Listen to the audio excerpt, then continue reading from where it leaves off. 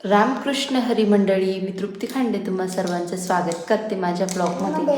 तर मंडळी, अजून 8 पण वाजलेले नाही आहेत. मुलांचे दूध देऊन टाकले, मुलांना धुण्याचे कपडे आणून ठेवले आणि आज मी जेवायला बनवलं आहे भेंडीची भाजी, वरण, भात, पोळी आणि रात्रीची ही भाजीची पण पडली. शुभू जेवलेच नाही आणि ही कानासाठी डाळ काढून ठेवलेली, कारण नागलीचं पेजचं पीठ संपलंय. तर आज दळायला पाठवावंच लागणार आहे. काल पण विसरून गेलो आम्ही. आणि इकडं दूध तापत पण ठेवून दिलं. आता मुलांचं दूध पिऊन झालं की त्रिशूला सॉक्स शूज घालून देते आणि त्यानंतर देवपूजा करते. आणि हे बघा, इकडं कपडे ते मशीनमध्ये लावून देते. कानू आवरा, त्रिशू आवर ना. पप्पाला बोलू का? आमचे रोजचेच नाटक आहे, रोजचं तेच आहे. दुधासाठी इतकं सांगावं लागतं ना त्रिशूला. आवर ना बाई, त्याने जे सांडलं मग तुला पाहिजे ते पाहिजे. तो ओढतोय तो कवर. कानू नको ओढत जाऊ रे, पूर्ण डायनिंग कवर ओढून घेतो तू. सुरू कर त्रिशू, अंगाला किती काटे मारले तरी तुला सुरू करावं लागणार आहे.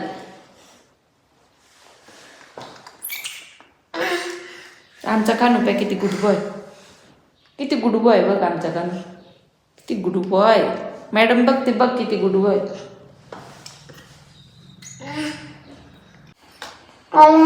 देवपूजा करून घेते. देवपूजा. तू दुधू पी आव दुधू पी, पटापटा पिऊन घ्यायचं.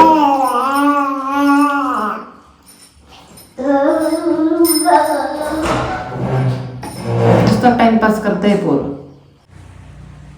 तर गाईज, हा आमचा बोख्या. मी फक्त योगा करून उठते आणि नॉर्मल फोन पाहायला बसते, तेवढ्यात उठून जातो. कुठं न्यावं आता याला? अजिबात झोपत नाही ना. तुझी झोप इतकी कशी कमी होत चालली? दुपारी पण किती वेळ झोका द्यावा तरी झोपत नाही.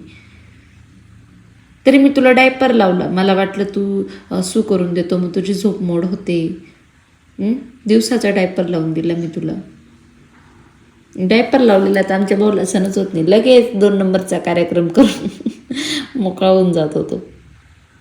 चला चल चल उठा, चल चल चल चल चल चल चल चल चल उतर उतर उतर उतर उतर पटकन उतर. तर चाल. एवढी सोपी झोळी उतरायला तरी आमचा काना असा पटकन उतरत नाही. चला आता मी मस्त खाली जाऊन जेवण करून घेते. चलो चलो. थंडी वाजते का? स्वेटर घेऊ का? थांब, थंडी वाजते ना बो, थंडी वाजते का बाई माझ्या कानूला. इथं वरतीच सगळे स्वेटर ठेवून दिलेले मी. मला हे सामान कधीच हायड्रोलिकमध्ये ठेवायचे, पण माझी हिंमत लागत नाही पलंग खोलण्याची. किती कंटाळलेले मी. हां, टिशूचं घालून देते. धते तर खाली गेल्यावर घालते. माझं पण घेऊन टाकते बाई, थंडी वाजते. चलो चलो. चला गाईज, या जेवायला. वरण भात, भेंडींची भाजी आणि हे भरीत रात्रीचे मला आवडलं होतं म्हणून परत खाते. कानू नको, हात भरेल. तर मंडळी, मी सर्व भांडे धुवून वगैरे ठेवून दिले आणि माझा आहे ना सकाळचा स्वयंपाकच बराचसा पडला आहे. भात किती पडला आहे आणि त्यात डाळ पण भरपूर पडली. तर मी आता याचा डाळ तडकाच करून टाकणार आहे, डाळ खिचडी सॉरी. आणि बाकी काय स्वयंपाक करायचं नाही, कारण भरपूर स्वयंपाक पडलाय. दादू आलाय आज पोरांना खेळवायला. त्रिशू पण आली स्कूलमधून. नुसती इतका आवाज असतो ना आमच्या त्रिशूचा, म्हणजे पूर्ण घरात आहे ना, घरात आमचं डेट सन्नाटा असतो जेव्हा ही शाळेत गेले. आणि हे येते ना, पसारा एका बाजूला. हे पाहता मी हे सर्व आवरलेलं होतं, तिने लगे इकडं पसारा काय घातला. आता सोप्यांवर नाचून नाचून ते खोळा काढून टाकेल. म्हणजे मी आवरतच राहायचे. दादू हिच्यात खेळायचं नाही असा पसारा केला तर ते का तू तिथे ठेवते? काहीच उपयोग नाही ना त्याचा. तिथं ठेवून काय भेटतं तुला? इथे गाडीतच पडू दे ना. पसारा पण दिसत नाही, व्यवस्थित दिसतं. कोणी अचानक आलं तर काय म्हणत, काय कबाडखाना यांचं घर. आवाज पटकन ते सगळं इथे ठेवायचं. नाही तुम्ही दादूला खेळायला बोलवणार नाही, त्याला काढून दे. पटकन आवरायचं. तर काल्पनीने खूप जास्त पसारा केला होता आणि मी हिला आवरायला लावला आणि तिनेच आवरला. शेवटी मी आवरतच नाही. हिला आजी नसली ना मी बरोबर लाईनीवर आणते. आजी असली ना जास्त लाडात येते. ही सगळे लाईनीवर असतात डायरेक्ट. मग त्यांना माहिती मी करणारच नाही, पडू देईन तसंच. चल त्रिशू आवरायचं. हे पाय व्हिडिओ चालू आहे, पटकन आवरायचं. तुला माहिती मी आवरणार नाही, पडू दे. पप्पा आल्यावर मग पप्पाकडे पिन करे. बर येऊ दे पप्पाला. मी तर राहच नाही, पण तुला नाही ड्राय एरियात फोडलं ना मग बघ तू. कर आवर. धुणं काढून आणलं आणि आज मी ना सरक ना मध्ये मध्ये. आज मी आणि काना मस्त 2 तास दुपारचं झोपलो होतो. तर मला आता टेन्शन आलं, मला रात्री झोप येते का नाही. झोप तर काढून घेतली, पण मला इतकी झोप येत होती ना. रोज सकाळी उठते ना थोडीशी 1 तास लवकर, तर खूप जास्त झोप येत होती मला. तर मी झोपून घेतलं होतं. डोकं दुखत होतं माझं आणि जागी राहिली ना मी दुसरं काही करत नाही, फक्त मोबाईल पाहत बसते. आणि मोबाईल बघून बघून ना माझं खूप जास्त डोकं दुखतं. त्यामुळे आज फायनली मी झोपली होती दुपारची. पण आता मला रात्रीचं टेन्शन पडलं. असं पण मला झोप येत नाही एक तर रात्री, आणि आज तर झोप काढून घेतलेली तर मला रात्री किती वेळ जागरण पुरतं काय माहिती. मला हे कपडे फिटिंग मारायचे ते आणून ठेवलेले, कधीचे फिटिंगच मारत नाही. आज मारूनच घेते यांना फिटिंग. हे पहा माझा काना आहे ना सारखं मशीनचा दोरा काढून घेतो. मला सगळं परत सेट करावं लागतं. आधी या दोऱ्या मागे लागायचं आहे, काढलेलीच आहे पा. अशा आगाऊ पोर आहेत माझे. हे बघा कसा दोरा काढून ठेवलेला आहे. आता हे पण लावायचं आहे. आता स्वतःचं जरा आवरून घेते, फ्रेश होते. मी तर असं एकदम झोपाळू वाटतं. आज काय स्वयंपाक मी टाईमावरच मस्त डाळ खिचडी बनवेल मी, कारण डाळ पण आहे भात पण आहे. आणि मी असं पण सेपरेट शिजूनच डाळ खिचडी बनवते, असं एकत्र नाही करत मी. हळूहळू चालवायची. कशी चालवते तू? हळूहळू स्पीड द्यायचा तिला. हा असं ब्रेक बी ना बाई, ब्रेक बी ना. हँडल फिरवायचा जरासा. कधी जजमेंट येईल ग तुला? 1 वर्ष 1.5 वर्ष झालं तिला घेऊन, अजून चालवता येत नाही. घाबरती केवढी उठून बसते.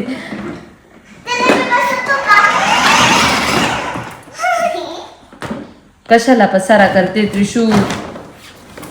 तुला काय सण नाही होत का त्या गाडीत एखादी वस्तू राहू द्यायची ना? बाबा असतील कोण राहणार? हँडल पण फिरवत जाय. हा असं हँडल फिरवायचं. जमेल तिला जजमेंट थोडीफार. आता रिटर्न घे. हा परफेक्ट. हा जमतंय. आता पुढं घे. अगं तेच हँडलला राहू द्यायची ना. हँडल तसाच पाहिजे होतं. घे रिवर्स घे. बडबडच लय करते. हँडल तसाच ठेव, रिवर्स घे. जाऊ दे ना. नाही या साईडला वळेल ना. त्या साईडला हँडल घेऊन रिवर्स कर.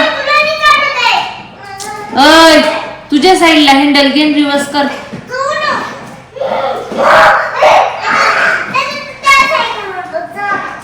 कठीण आहे.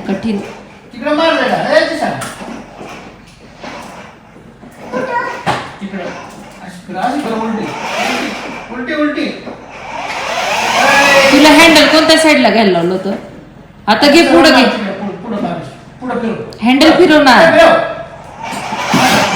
अरे तोडशील ना.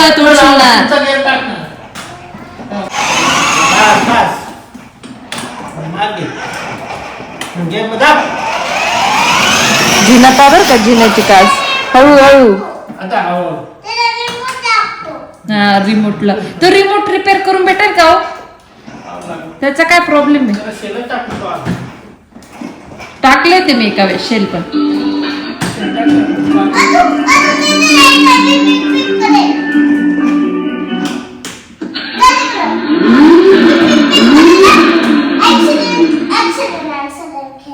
हा मग ऍक्सिडेंट काही खेळायचं येड्याच्या घर. My skin care Pond's powder. Amazing.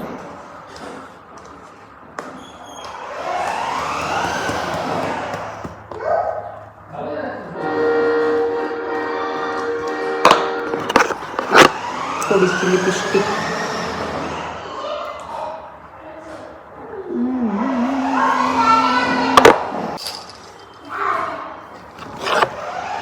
थोडासा तेल.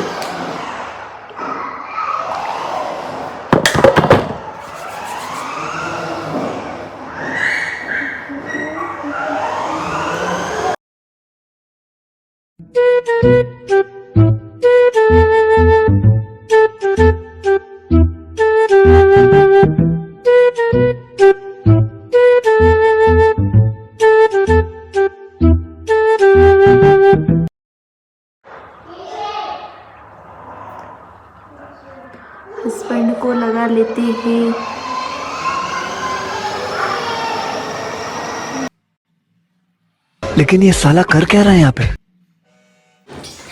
तर गाईज हे बघा हा पसारा भत्त्याचा. गाण्याला बंद कर गं, बंद कर गं. डोकं दुखायला लागलं माझं. थोडासा भत्ता खायला दिला पोरांना, खाल्ला कमी सांडला जास्त, सोप्यावर पण खूप सांडला होता. मग तो आता सगळा झटकून घेतला. आता झाडझूड करून टाकते सायंकाळची. खूप जास्त घाण करून टाकता पोरा. आता मग अशी हॉल कसा होता, आता परत बघा कसा केलाय नुसता पसारा. जे एकदाची सांडून घे, मी झाडझूड केल्यानंतर जर सांडलं ते वेचून खायला लागेल मी. तर आता हे आवडून टाकते सगळं. तर गाईच एक ट्रिक सांगते मी तुम्हाला. जर तुम्हाला पण लसूण सोलायचा कंटाळा येत असेल ना, तर लसूण आहे ना उन्हात ठेवून दे 2-4 दिवस. तो आहे ना असा मस्त कडक असा थोडासा काय म्हणतात ऊन लागतं ना त्याला, तर आहे ना असा चोळला ना त्याचा पटकन साल निघून जाते आणि पटकन असं आहे पहा कसा पटकन अगदी सोलायचंच काम नाही, डायरेक्ट फक्त हातावर तोडून घ्यायचं, असं मोकळं होऊन जातो. आता खूप जास्त कंटाळा होता लसूण सोलायचं आहे का जर सोडलं हे पण असे मोकळे डायरेक्ट लसूण हातात सोपं काम नाही करायचं. आमचं त्या ड्राय एरियातून लागतं ना लसूणला, तर लवकर सोलला गेला एकदम पटकन. तर कंटाळा नाही येते मग लसूण सोलायचं. 4-4, 5-5 कांडे एकसाथ सोलून घेऊ राहिले मी. असं फक्त चोळते एकसाथ. असं वाटते गिरणी ते गळून दळून निघत का तसं लसूण लगेच. आता तुमच्यासमोर कांडी घेतली ना मी हातात, आता बघा हे पहा तुमच्यासमोर घेतलेली काहीच नाही जादू बरं का. हे पहा तर आहे ना फक्त उन्हात टाकायचा 2-1 दिवस, असा डायरेक्ट मोकळा कांड्या निघता. हे पहा असं चोळायचं, असा मोकळ्या कांडे निवडायचंच काम नाही, सोलायचंच काम नाही. फक्त मग थोडंसं फुंकर मारून हे करून घ्यायचं, पाकळ्या मोकळ्या करून घ्यायचं. झालं 5 कांड्या मोकळ्या केल्या मी. इतका वेळ मला लागून जातो ना, नसला असं ओलावर लसूण असला की लसूण सोलून झाला. आणि हे पाहता अंडे ठेवून देते मुलांसाठी, आणले अंडे फोडून टाकतात ते असेच वाया जातात. आज जर फुटलेलं असेल ना तर ऑमलेट करून टाकावं लागेल.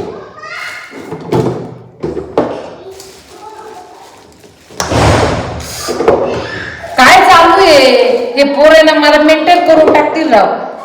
मी कंटिन्यू 24 तास काम करू शकते, पण हे पोरं ना मला हँडल नाही होत अजिबात.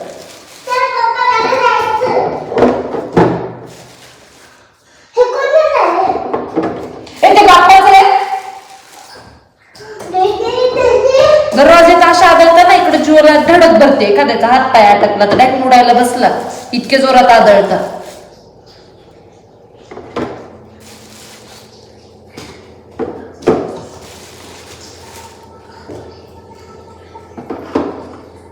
त्रिशू दरवाज्यात जाऊ नको.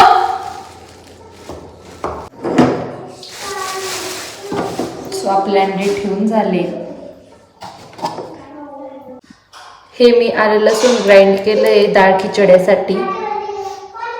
मला आलं लसूणच्या पेस्टची वास खूप आवडतो. आता मी तडका मारून देते. तर गाईस तुमच्या बाबतीत पण असं खूप वेळा होत असेल, डाळ भात केला की उरतो तो बऱ्याचदा. तर माझा पण आज डाळ भात बराच उरलेला आहे, तुम्ही बघू शकता. ही डाळ बरेच घट्ट आहे आणि तिच्यात पाणी टाकावं लागेल. आणि भात पण बराच उरला आहे. खायला काय मी शुभून पप्पाच आहे. शुभूचा तर काही भरोसा नसतो, आले तर त्यांना मी आले तर ऑमलेट करून देईल. आणि आता मी ना याचा आहे ना डाळ खिचडा बनवणार आहे.